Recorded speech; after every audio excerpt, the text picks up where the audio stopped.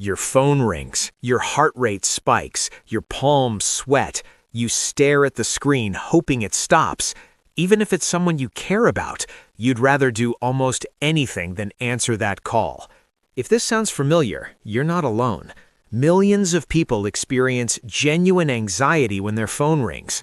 But here's what most people don't understand. Your hatred of phone calls isn't just a preference, it's deeply rooted in your psychology. Today, we're diving into the psychology of people who hate talking on the phone. Let's start with a fact that might surprise you. Studies show that over 70% of millennials and Gen Z actively avoid phone calls. But this isn't just a generational quirk. Even older generations who grew up with landlines are increasingly preferring texts over calls. So what changed? The truth is, we've been conditioned differently. For the first time in human history, we have the option to communicate without real-time interaction. Texting, emailing, messaging, these give us something phone calls never could: control. When you text, you control the pace. You can edit, delete, think before you respond. You can multitask. You can walk away and come back. But a phone call, it demands your immediate, undivided attention. And for many people, that feels suffocating. But there's more to it than just preference. There's actual psychology at work here. Reason 1. Loss of control. People who hate phone calls often value control and preparation. A phone call is spontaneous and unpredictable. You don't know what the other person will say, how long it will last, or where the conversation will go. For people with anxiety or those who overthink, this unpredictability is torture. They can't rehearse their responses. They can't take time to craft the perfect reply. They're forced to think on their feet, and that vulnerability feels uncomfortable. Text messages, on the other hand, give you time to think, time to be precise, time to present yourself exactly as you want to be seen. Reason 2. The pressure of real-time performance. Phone calls are a performance. You have to respond immediately, fill awkward silences, laugh at the right moments, and sound engaged even when you're not. There's no pause button, no delete key. Everything you say is permanent and immediate. For introverts and highly self-aware people, this creates massive anxiety. They're constantly monitoring themselves. Did I sound stupid? Was that pause too long? Do I sound boring? This mental load is exhausting. After a single phone call, many people feel drained, not because the conversation was difficult, but because they were performing the entire time. Reason 4. Missing visual cues. Here's something most people don't realize. 55% of communication is nonverbal. We rely heavily on facial expressions, body language, and visual context to understand meaning.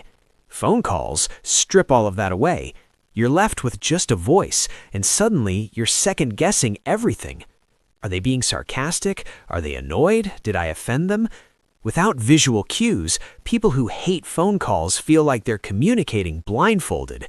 It creates uncertainty, and uncertainty breeds anxiety. This is also why many phone avoiders prefer video calls over voice calls. At least with video, you get some of those visual signals back. Reason 5. Boundary violation.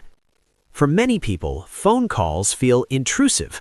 A ringing phone is demanding. It's saying, "Stop what you're doing right now and pay attention to me."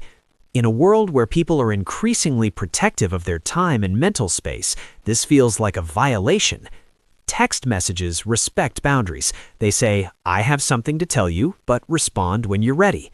Phone calls don't offer that courtesy. They interrupt your flow, your focus, your solitude. And for people who value their personal space, that interruption feels aggressive. Reason 6. Past negative experiences. Sometimes phone anxiety stems from negative past experiences. Maybe you received bad news over the phone. Maybe you had an uncomfortable conversation that went wrong. Maybe you were put on the spot and embarrassed. Our brains remember emotional experiences. If phone calls have been associated with stress, confrontation, or discomfort in the past, your brain creates a protective response. Avoid phone calls. It's not logical, it's survival instinct. But here's what's really interesting. People who hate phone calls aren't antisocial. In fact, many of them are deeply thoughtful, empathetic, and excellent communicators in the right medium. They're not avoiding connection, they're avoiding the specific format of phone calls. And there's something important here. This preference reveals certain personality traits. You likely value authenticity over convenience. Phone calls often feel forced and superficial. Hey, how are you? Good, you? Good. You'd rather have a meaningful, well-thought-out conversation through text than a rushed, surface-level phone call. You value depth, and you're willing to wait for it. You're probably a deep thinker. People who prefer writing their thoughts often process internally. They need time to organize their ideas before expressing them. Phone calls don't allow for that processing time, which is why they feel uncomfortable. You're not slow, you're thorough. You respect other people's time. Ironically, many phone avoiders think they're being considerate by texting. They believe that sending a message allows the other person to respond on their own schedule, rather than demanding immediate attention. You're not being cold, you're being respectful. You have strong boundaries. Hating phone calls often signals that you value your personal space and mental energy. You understand that your attention is valuable, and you don't give it away freely. This isn't selfish, it's self-aware. Here's the problem. Society still judges people who avoid phone calls. Just pick up the phone. Why are you so difficult? It's faster to just call. But what people don't understand is that for someone with phone anxiety, a 5-minute call can take an hour of mental energy, before, during, and after. The anticipation, the anxiety during the call, the replaying of the conversation afterward, analyzing every word you said. It's not laziness, it's not rudeness, it's a genuine psychological response.